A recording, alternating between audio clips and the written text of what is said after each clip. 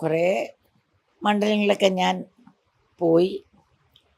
അത് ഉമ്മൻചാണ്ടിയുടെ പ്രതിനിധിയായിട്ട് ഉമ്മൻചാണ്ടി ഇന്നില്ല, അദ്ദേഹത്തിൻ്റെ ശരീരം ഇല്ല.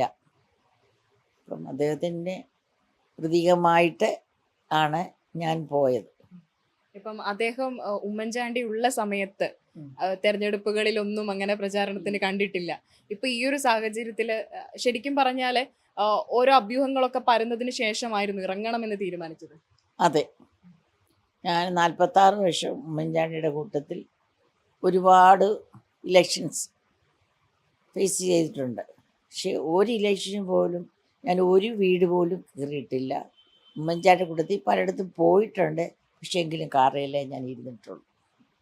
ഇപ്പോൾ ഓരോ സ്ഥലങ്ങളിൽ പോകുമ്പം ആളുകളുടെ ഒരു സ്നേഹം കാണുമ്പം എന്താ തോന്നുന്നത്? ഇത്തവണ ആര് ജയിക്കുന്ന തോന്നുന്നത്? എനിക്ക് ജയമല്ലല്ലോ, അതിൻ്റെ ജയിക്കും, നമ്മൾ ജയിക്കും എന്നുള്ള പൂർണ്ണ പ്രതീക്ഷയോടല്ലേ നമ്മൾ ഇറങ്ങുന്നത്. ആ പ്രതീക്ഷയുണ്ട്, ഞാൻ അങ്ങനെ പ്രത്യാശിക്കുന്നു, വിശ്വസിക്കുന്നു. പിന്നെ എനിക്ക് പോകുമ്പോൾ ഉമ്മൻചാണ്ടി എന്ന വികാരമാണ് കൂടുതൽ.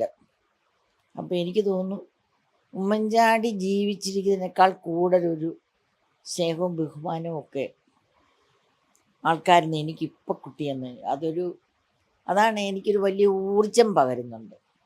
അപ്പോൾ സ്നേഹത്തിൻ്റെ ഒരു ഊർജം ശരിക്കും ഞാൻ അന്ന് കല്ലറയിൽ വെച്ച് കണ്ടപ്പം 2 ലക്ഷം ജനങ്ങളെങ്കിലും ഞാൻ കണ്ടു കാണും.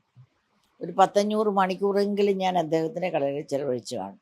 പക്ഷെ അപ്പോഴൊക്കെ സാധാരണ ജനങ്ങൾ, എല്ലാ തരത്തിലുള്ള ജനങ്ങൾ വന്ന് എന്നെ ആശ്വസിപ്പിച്ചു, പുത്തം തന്നു, കരഞ്ഞു. നിങ്ങളൊക്കെ കണ്ടു കാണും, കാലത്തൊറ്റു തൊഴുതു, ഞങ്ങൾ കൂടെ ഉണ്ടെന്ന് പറഞ്ഞു, നെടുവീപ്പെട്ടു, നോക്കി നിന്നു. അങ്ങനെ പലരും ഉണ്ട്.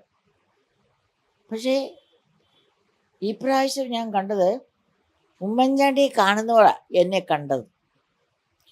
അതേ സ്നേഹവായ്പ എല്ലാ ഏജ് ഗ്രൂപ്പിൽ നിന്നും എനിക്ക് കിട്ടി. ചെറുപ്പക്കാരും പ്രായമായ പുരുഷന്മാരും സഹോദരിമാരെല്ലാം തന്നെ ഒരു ഉമ്മൻചാണ്ടിയെ കാണുന്ന പോലെ എന്നെ അങ്ങ് നോക്കി നിൽക്കുക, സ്നേഹിക്കുക. ആ ഊർജ്ജം എനിക്ക് ശരിക്കും മനസ്സിലായത്. എനിക്കൊരു ഊർജ്ജമായിട്ടൊരു സ്നേഹം ഊർജ്ജമായിട്ട് തന്നെ വന്നുകൊണ്ടാണ് എനിക്ക് 10,700 കിലോമീറ്റർ അത് യാത്ര ചെയ്യാൻ പറ്റിയത്. ആ ഊർജ്ജമാണ്. വീട്ടിൽ കിടന്ന് ഞാൻ ഡിപ്രഷൻ അടിച്ച് കിടക്കത്തേ ഉള്ളൂ.